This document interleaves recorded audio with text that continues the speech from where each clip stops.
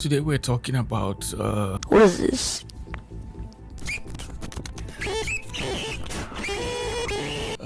Of course, some people will notice and start making fun of me, making me feel more and more anxious. He looks like he has trouble holding his pee.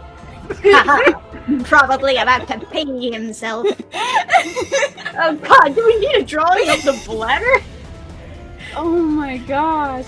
Oh, what? Is that the bladder? I think so, yeah. Looks like he broke his hymen. I'm like speechless.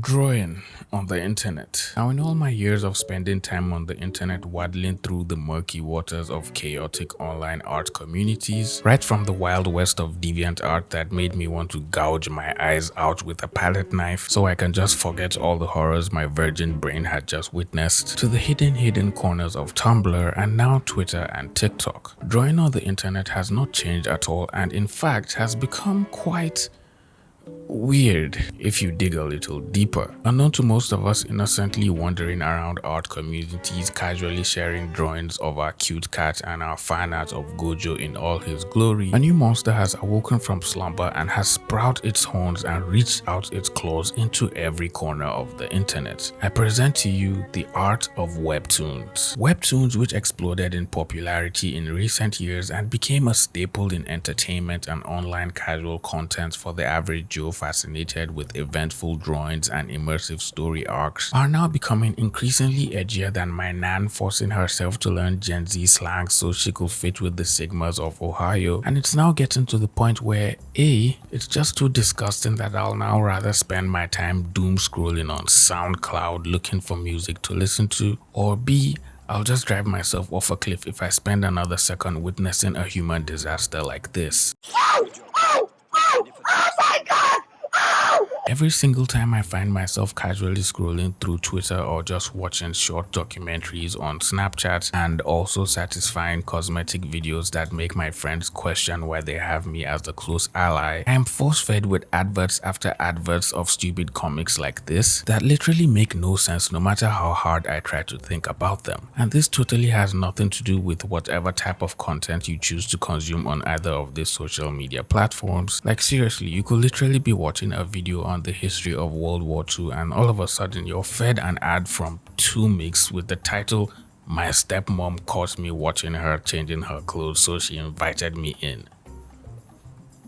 What the f is that? I thought ads were meant to be tailored to a certain target audience that engages in content similar to what they're promoting, but now I'm seeing these comics pushed under tweets that have literally nothing to do with stepmoms or pleasuring other siblings or family members. The art of making drawings of flesh peddling and exploring the romantic relationship between the male and female figure is quite nuanced, since a lot of artists practice drawing things of that nature, and I myself have happened to dabble in that water, dipped my toes in, if you will, and I get it. It's understandable that you want to pursue the art of drawing the human anatomy without clothes on it, but when it begins to breach the fine line between do not look at this while you work and borderline inappropriate creepiness, the morality and everything else behind it is immediately thrown right out of the window. This Zootopia fan-made comic titled "I Will Survive" centers around unaliving an unborn child still in its mother's womb. Let that sink in for a minute and tell me how you feel about it. This comic is about the subjects of unwanted pregnancy, abortion, and the rights of the father and the mother regarding those topics. It isn't pleasant, it isn't sweet or funny, and it does not have a happy ending. If you don't want to see any of those things in your Zootopia comics, turn back now. Wow. Well, thank you for that disclaimer, my dear internet friend. I and other people who were fortunate enough to not have read this fanfic when it came out would surely be turning our backs on this one today, because I'm not sure I'm mentally prepared enough to go through reading an entire series on that subject. But knowing the caliber of viewers watching the Mohammed Agbadi state-of-the-art YouTube channel and how curiosity gets the better of them, I'm sure you're already typing on Google searching for links to read the comic. So I included a video from quite, who went through hours of painstaking brain-numbing torture reading the comic just for your entertainment. I think the main reaction the public had when this comic first went viral was just complete confusion. Nobody had any goddamn idea if this comic was meant as a joke or not. And can you blame them? Because the words Zootopia, abortion, and comic all together sounds like a quiplash prompt. The thing is, everybody thought if it was a joke, it was an incredibly high-effort one with a serious tone that it kept up throughout its entire length with truly biting writing and drama. The biggest thing I personally saw that this comic was criticized for was portraying Judy and Nick as completely out of character. I mean, they definitely criticized other things about it, but about the comic as a comic itself, I'm pretty sure it was mainly that. Are you gonna tell me this art is bad? It's not like you can really go after it for the art. This shit is stunning. But some people claimed that Nick would never act in the way he did, and that the same went for Judy. There's probably some truth to that, but I think the liberties taken with the characters' personalities led people to believe that, at least in this first entry, it was made without irony. Just using these characters and universe as a vessel for an actual narrative that the author probably wanted to tell. People did end up settling on, oh shit, this was probably for realsies, which probably heightened the absurdity of it all for some people. But if it was meant to be taken seriously, a lot of people were trying to figure out what exactly was it saying. Was it meant to be pro-choice or pro-life or neither at all? Who knows? Good luck satisfying your curiosity when you're done with this video. Grape Man is a webtoon that features a man in a black mask acknowledging himself as a superhero who goes around saving people from grapists and then turns around to grape them himself. I'm not even kidding, this is literally taken from the synopsis of the book itself. He saves a girl from a rapist and she convinces him to become a superhero who fights against sex offenders. However, he uses the same methods which are controversial. What the f does that even mean? I literally have no words, man. I found a video from a YouTuber called blacklightjack, which is probably one of the few videos that talk about the comic on YouTube, since apparently the entire series got taken down from Webtoon after people left massive complaints about just how inappropriate it was. If you don't want to be treated that way, why should you wear such clothes? You look like a bitch. You look like bitch.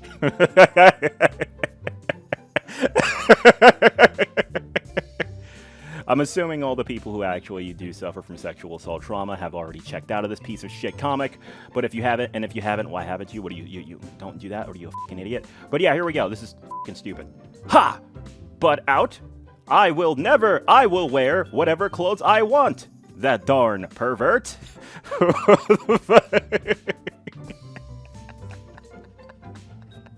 What? What the f is going on? I am the pervert. Ha! I am healthy and strong man. Don't be like that. We will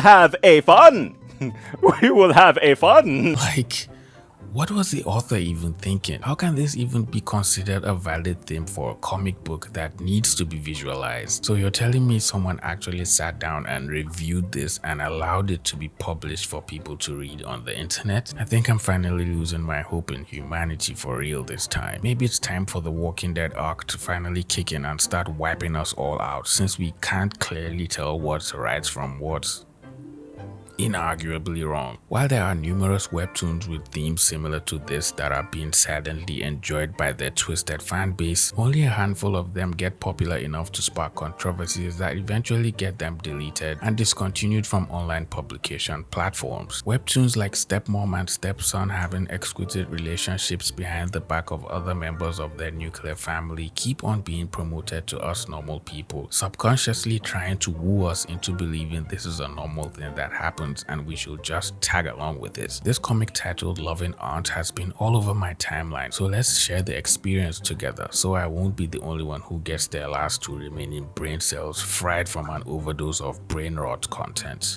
My parents divorced when I was 3 years old, and then one day everything changed. Approved. The child will be given custody according to the law. Now Robin will live with you. Right off the bat, we have been engaged with the tantalizing mommy milkers of the quote-unquote loving aunt. Why is she smiling and smirking and wiggling her body around? Is this usually something that aunts just do? I'm confused. My loving aunt got the full custody of me, and for 16 years I've been living with my loving aunt. Might need to cross-check the grammar on this one, auntie. She is taking good care of me. She cooks for me, she drives me to college. She's very nice and cares about me so much. Wow. Must be quite the experience. I also had an aunt that loved me and bought gifts for me, but she never cooked for me and smiled and winked at me while wiggling her bum at the same time.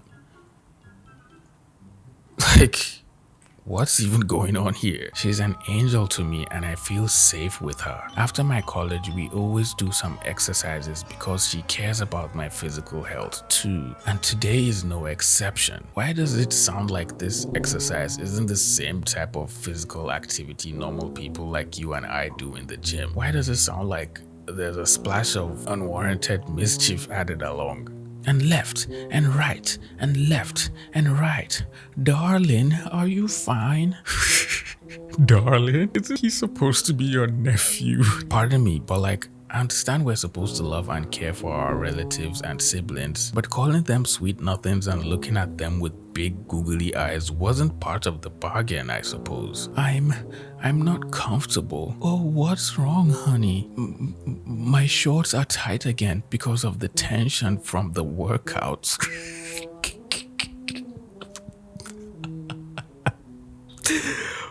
What does that even mean? If your shorts are getting tight after doing some strenuous activity in the gym, I thought the first thing normal people do is to loosen the strap and stretch the shorts around so you can get rid of that wedgie. Why do you have to call the attention of your aunt for something you can do all by yourself? Oh, that's okay.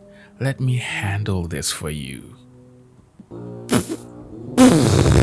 Why is she on the ground looking right up at him like she can clearly see his Clint Eastwood is standing erect at 12 noon? What even is this? What am I reading? I don't think I have the courage to go through the rest of the episodes to see what eventually happens between him and his aunt, because from the way this story is going, you know what they're getting at. A few minutes later. Just out of curiosity, I decided to go on and read another episode, and trust me, it immediately gets worse. I don't even want to talk about it. Let's just say the aunt sees his giant metaphorical eggplant, and then he goes on to explain that it gets bigger and harder the more they work out. Gosh, what am I even saying? And then the aunt suggests they change exercises and try something to stretch, and then she immediately starts doing all those quirky yoga poses, and you all know where the story leads from there. The drawings show in vivid detail the fun parts of these two individuals and begins to suggest to the audience what they have been doing every time they meet up for these so-called exercise sessions, and then prepares us for what happens in the next episode, which I'm politely not going to go over in this video for the sake of my sanity, and mainly so my video can remain monetized, because I've clearly been tethering between ad suitability and inappropriate suggesting content with all the subjects we've been talking about in today's gossip. These unprovoked family affair webtoons have been increasingly popping up in my feed after I started doing research for this video, and it surprised me when I found out they came in English and other different languages as well. And in corresponding fashion, the characters always happen to be teenage boys with mommy issues, stepbrothers spying on their sisters, or other family members trying to bring their twisted fantasies into reality with other members of their family they are not supposed to be having such relations with. As inappropriate as these comics are growing to become, they apparently have a strong fan base with a large number of people eating this type of content up and are all eagerly waiting for each episode to be released on their favorite platform so they can satisfy their pressing urges. While having deep fetishes is itself not directly wrong as long as you're not being a creep about it and harassing people, but making comics promoting things like racism, rape, and incest and trying to portray them as justifiable as long as the context surrounding the situations are in the character's favor seems rather inappropriate to everyone who has a working brain in their heads attached to their shoulders. Now, I'm not saying these artists should just quit making art entirely, but at least considering the fact their art reaches a wildly insane amount of people in the world should give them an idea idea of the impact their art has and how it could possibly put the wrong ideas in the young audiences consuming this type of content. Seeing a superhero with a big R on his suit swing down to grab a lady by her skirt and run off into a dark corner isn't going to rub off on little Timmy the right way, nor is spamming the N-word on anyone who just makes fun of you for how you look. I know it might look cool on paper, but trying it out IRL is just going to get you smacked across the face for all the right reasons. The point I'm trying to make with all of this is draw whatever you want, do whatever you want with your art, but just keep it at the back of your head that there's a fine line between thirsty art and drawing things around topics that are actually harmful and inappropriate, irrespective of how mild you may have considered them to be. Well, it looks like you've made it to the end of this video. If you enjoyed the video, please leave it a like, share the video with a friend, and subscribe to the channel if you're new here. With all that being said, I'll see all you pretty penguins in the next video. Bye!